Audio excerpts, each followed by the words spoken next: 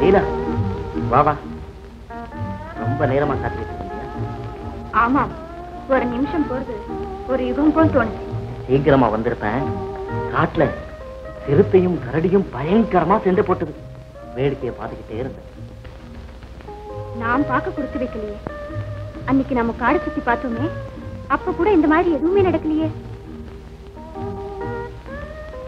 சங்கர், நான் உங்களை அடிக்கடி சந்திக்க முடியல.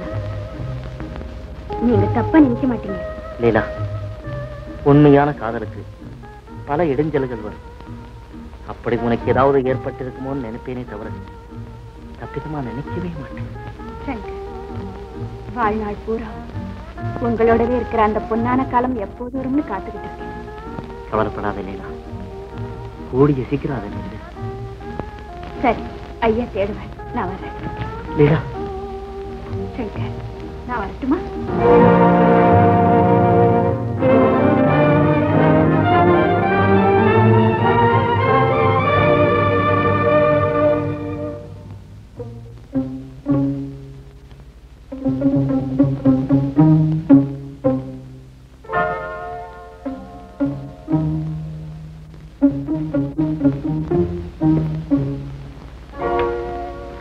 சங்கர்,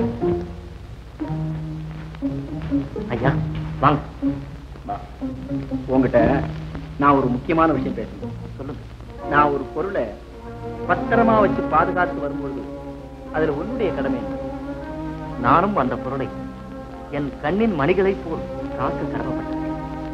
அப்படி அடைக்கலமா வந்த பொருள் நீ ஆசைப்படும்படியான பொருளா இருந்தா என்னை ஆதரித்து வரும் உங்களுக்காக நான் என் ஆசைகளை கூட அடக்கிக் கொள்ளத்தான் வேண்டும். அப்படிப்பட்ட நிலைமை இப்ப உனக்கே ஏற்பட்டது. எனக்கு என்னது? என்னிடத்துல அடைக்கலமா வந்த லீலா நீ மறந்து. அது ஒரு ஜமீன்தார் மகள்.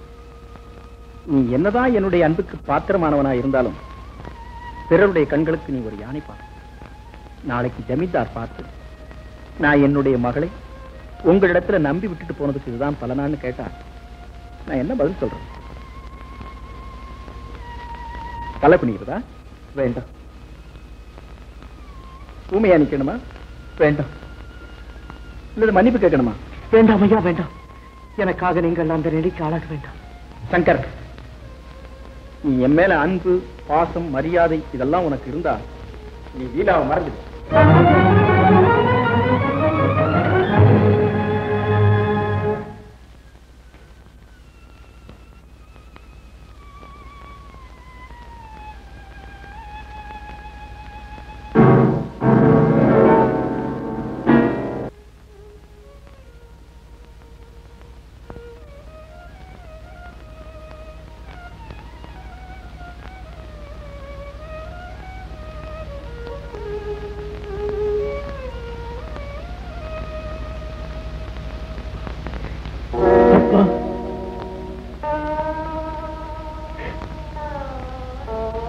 அன்று நீங்கள் சாகும் தருவாய் இந்த பெட்டி என்னிடம் கொடுத்து இதனால் உன் வாழ்க்கையிலே மறுமலர்ச்சி ஏற்படும் சொல்லி உயிர் விட்டீங்களே அப்பா.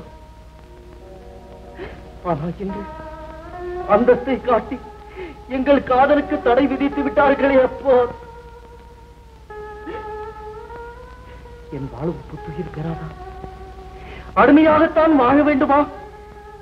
அப்படி என்றால் இந்த பெட்டியின் ரகசியம் என்ன? எனக்கு ஒன்றுமே புரியவில்லையே அப்பா.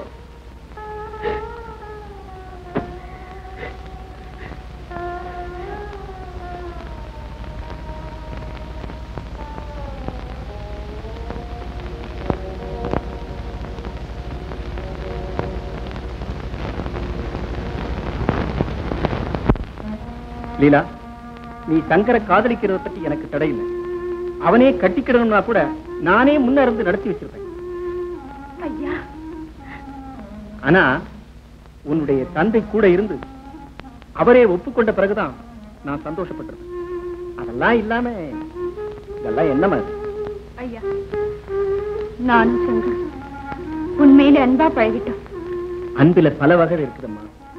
ஒரு வாலிபனும் பெண்ணும் நாங்க அன்பா பழகிறோம், பண்பா பழகிறோம்னு என்னதான் சொன்னாலும் உலகம் அவ்வளவா ஒத்துக்காதம்மா. உலகத்தை பத்தி எனக்கு கவலை இல்லை. என் மனசுக்கு நியாயம் பட்டு நான் செய்யறேன். தப்பு லீலா. படகுல பயணம் செய்துட்டு இருக்கிற போது படகை பத்தி எனக்கு கவலை இல்ல, நான் தைரியமா தான் இருக்கேன்னு சொல்ற மாதிரி இருக்கு உன்னுடைய பேச்சு. அது பைத்தியக்காரன். இந்த உலகத்துல நாம உயிரோடு இருக்கிற வரை உலகத்தை மதிச்சுதான் ஆகணும். ஐயா, நான் ரொம்ப உங்களை வேண்டி கேட்டுக்கிறேன். நான் சங்கரை காதலிக்கிறனால யாருக்கு என்ன நஷ்டம்? முதல்ல உங்க அப்பாவுக்கு உன்னை பத்தி பெரிய ஏமாற்றத்தை கொடுக்கும். அதோட நீ விரும்புறது சாதாரண யானைப்பாகன்னு கேள்விப்பட்டார்னா அந்த நிமிஷமே என்ன நடக்கணும் நீயே முடிவு பண்ணு.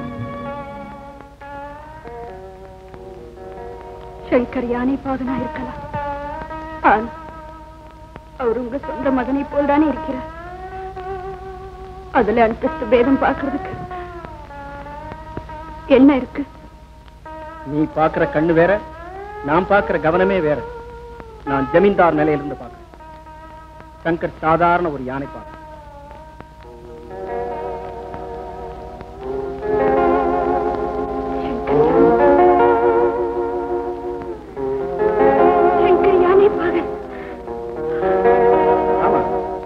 நீ ஜமீன்தார் மகள், கோபுரத்து மேல இருக்க. அவன் சாதாரண குப்பமேட்ல இருக்கிறவன். மனசுல வந்து சொல்ற, நீ கண்டிப்பா சங்கரை மறந்துடணும். உன் சமாதானத்தை கேட்கிற அளவுக்கு எனக்கு தெம்பு. என்னுடைய வார்த்தையை நீ கேட்கலையானா உன்னை இது நாள் வரைக்கும் பாதுகாத்து வந்த குற்றத்திற்காக நான் அவமானப்படுறேன்.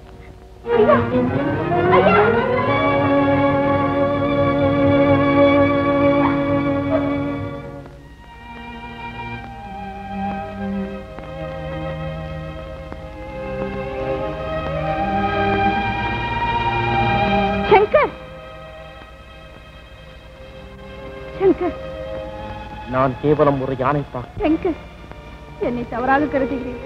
லீலா என்று அன்பாக அழைத்த நீங்கள் இன்று என்னை பிடிக்கவில்லை என்றால் அதற்காக இப்படியெல்லாம் பேசாதீர்கள். நான் உன்னை வெறுக்கவில்லை, அதே போல் நான் உங்களை மறக்கவில்லை. அப்படியானா நம் இருவருக்கு இடையே தடை விதிக்கப்பட்டிருக்கிறது, அந்தஸ்து என்ற திரை இடப்பட்டிருக்கிறது. அப்படியானா ஐயா உங்களிடம் கட்டளையிட்டு விட்டார். காதல் கட்டளைக்கு அடங்கக்கூடியதா? காதலிக்காதவர்களும் காதலிக்கும் வயதை கடந்தவர்களும் அப்படித்தான் நினைக்கிறார்கள். அது எப்படி முடியும் சங்கர்? விடை காண முடியாத கேள்வி லீலா, விடை காண முடியாத கேள்வி. அதற்கு ஒரே ஒரு முடிவுதான் உண்டு. என்ன அது? விட்டுக் கொடுக்கும் பெருந்தன்மை. இதில் யாருக்கு யார் விட்டுக் கொடுப்பது? இளைஞர்கள் பெரியவர்களுக்கு. முடியாது சங்கர், முடியாது. உங்கள் மீதுள்ள காதலை என்னால் யாருக்காக விட்டுக் கொடுக்க முடியாது. எங்க அப்பாவிடம் நான் சொல்லுகிறேன், நீங்க தைரியமாக இருங்கள். லீலா, இத்தனை தொல்லைகளுக்கும் துயரங்களுக்கும் பிறகும் வெற்றி பெறப்போவது அந்தஸ்துதான். அதனால் யாருக்கும் வேதனை உண்டு பண்ணாமல் உன் காதல் நினைவுகளை தாங்கி இதயத்தோடு நான் இறந்து விடுகிறேன்.